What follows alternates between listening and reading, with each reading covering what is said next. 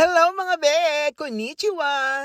Hindi pwedeng nasa Nagoya, Japan tayo at hindi natin matitikman ang kanilang sikat na breakfast. Ito nga ang Ogura Toast.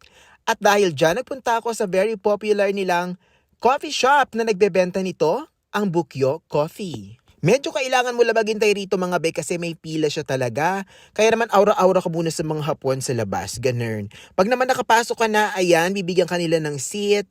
And ang in-order ko nga rito ang kanilang iced coffee at syempre na ito na ang kanilang Ogura Toast. Ogura mga be is red bean. At ayan nga yung toppings nitong toast natin. Red bean with butter. And in fairness, masarap talaga yung red bean niya.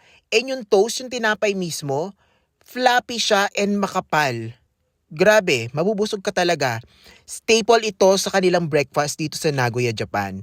And nabusog talaga ako ng bonggang-bongga at maliban doon, gising na gising din ako buong araw dahil dito sa large iced coffee. Hindi ko pa pinalagyan ng sugar yan ha. The best ang person. Dito sa Bukyo Coffee, dahil nga pinipilahan sila, ay may time limit, kailangan 2 hours, finish ka na. Babu!